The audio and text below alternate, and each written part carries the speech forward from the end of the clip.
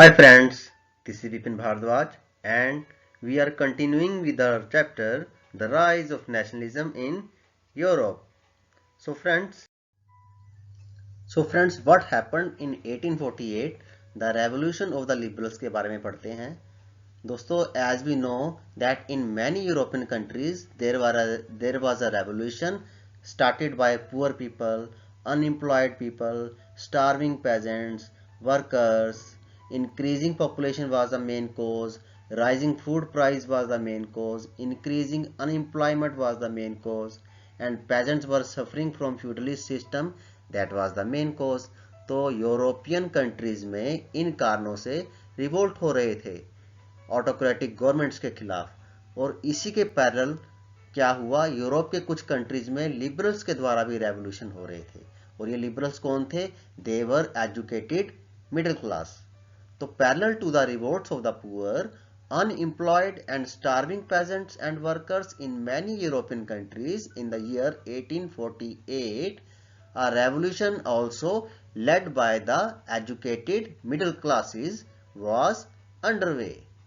And friends, इस समय क्या हुआ, फ्रांस के अंदर 1848 में, फरवरी 1848 के अंदर क्या हुआ, मोनार्क को एब्डिकेट होना पड़ा, यानी कि मोनार्क को अपनी राजगद्दी छोड़नी पड़ी. और क्या हुआ फ्रांस के अंदर, a republic based on the universal male suffrage had been declared. तो एक ऐसा रिपब्लिक डिक्लेयर हुआ जिसने सभी मेल लोगों को वोट देने का राइट दिया. And what happened next?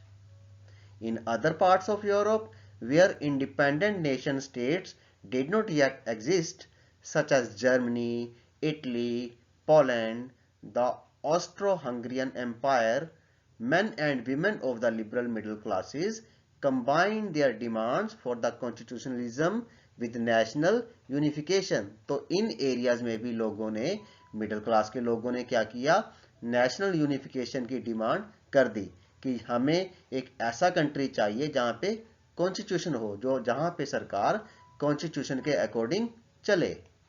और क्या हुआ, they took advantage of the growing popular unrest to push their demands for the creation of a nation state of parliamentary principles, a constitution, freedom of the press and freedom of the association.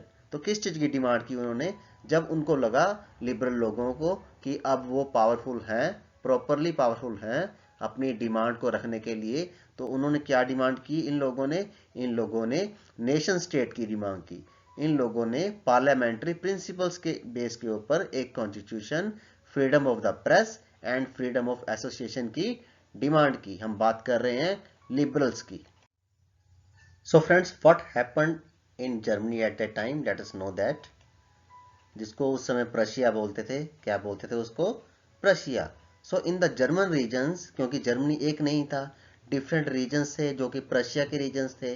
What happened there in the German regions? A large number of political associations whose member were middle class, professionals, businessmen and prosperous artisans.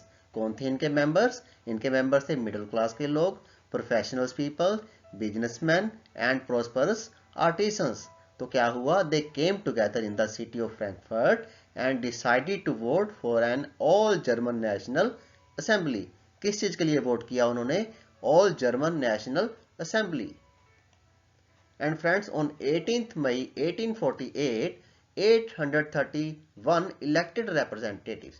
Elected representatives कौन थे? जिनको vote देकर elect किया गया था. तो क्या किया उन्होंने? They marched in a festive procession to take their places in the Frankfurt Parliament. तो फ्रैंकफर्ट पार्लियामेंट के अंदर ये 831 इलेक्टेड रिप्रेजेंटेटिव जाकर पहुंचे और उन्होंने अपनी जगह ली. और क्या हुआ दोस्तों? Convened in the church of Saint Paul. तो ये जो फ्रैंकफर्ट पार्लियामेंट हुई, कहां पर हुई? Church of Saint Paul. Saint Paul church के अंदर ये फ्रैंकफर्ट पार्लियामेंट हुई. बहुत इंपॉर्टेंट लाइन है दोस्तों ये.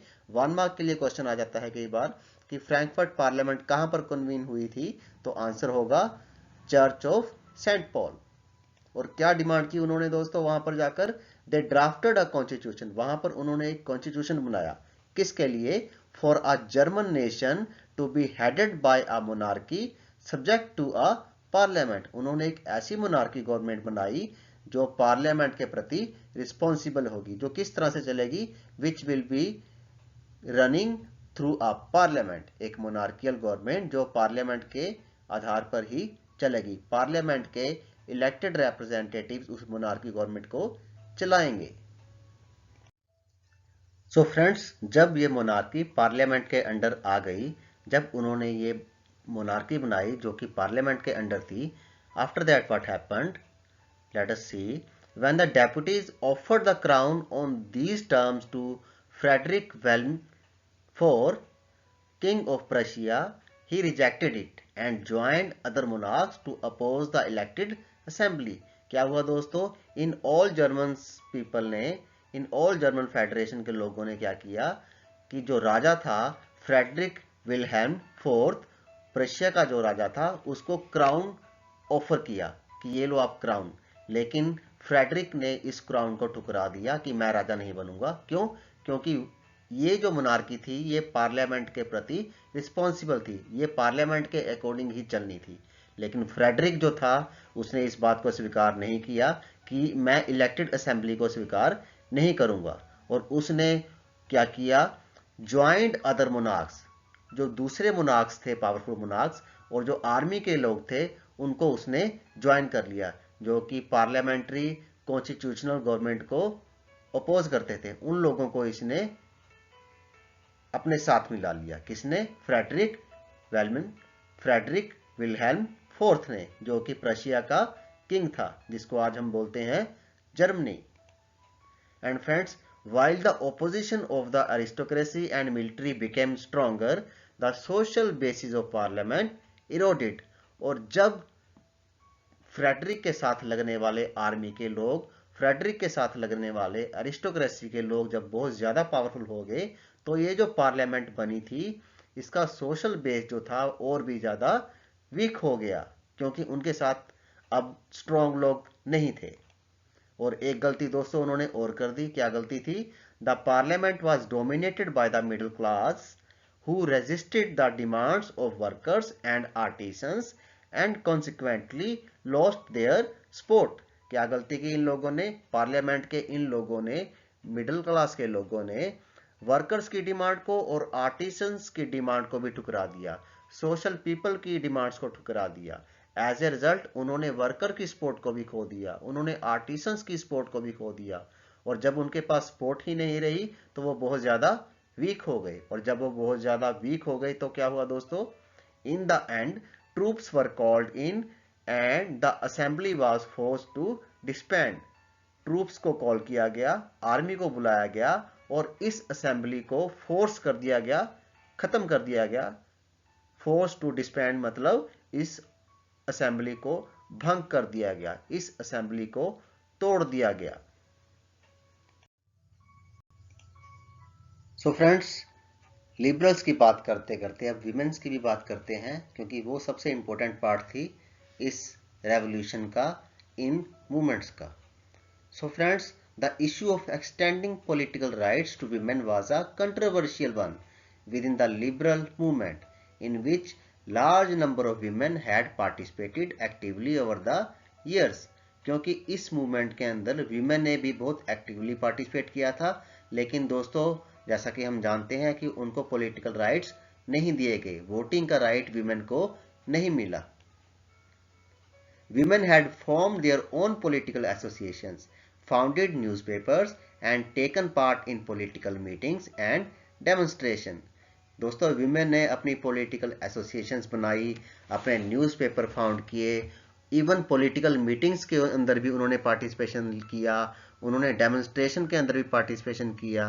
But despite this they were denied suffrage rights during the election of the assembly.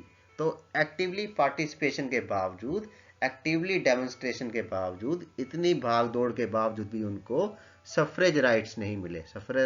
Suffrage rights बोले तो वोटिंग के राइट्स उनको नहीं मिले during the election of the assembly. And even when the Frankfurt parliament convened in the church of Saint Paul, women were admitted only as observers. उनको सिर्फ as a observer ही वहां पर एंटर करने दिया, एक्टिवली पार्टिसिपेट नहीं करने दिया, and they were forced to stand in the visitor gallery, and it was a very bad thing for the women. So friends, बात करते हैं कंजर्वेटिव फोर्सेस की, जिनके खिलाफ लिबरल नेशनलिज्म फैल रहा था।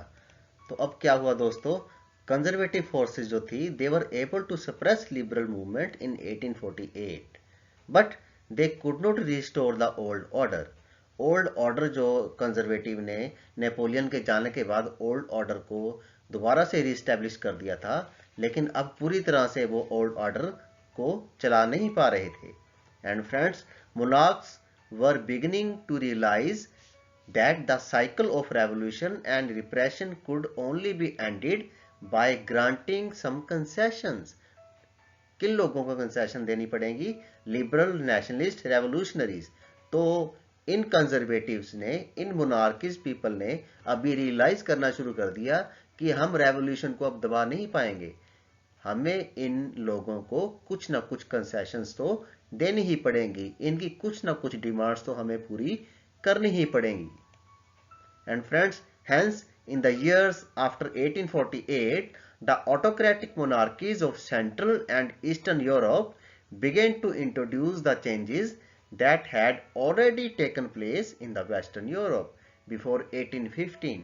तो क्या हुआ, वेस्टर्न यूरोप के अंदर जिन चेंजेस को पहले से ही लागू कर दिया गया था, अब वो चेंजेस एरिस्टोक्रेटिक गवर्नमेंट ने सेंट्रल एंड ईस्टर्न यूरोप के अंदर भी लागू करने शुरू कर दिए, ताकि लिबरल नेशनलिस्ट को थोड़ा बहुत सेटिस्फाई किया जा सके, अदरवाइज वो कहीं रिवोल्ट ना कर दें। And friends, serfdom and bonded labour were abolished both in the Habsburg dominions and in Russia.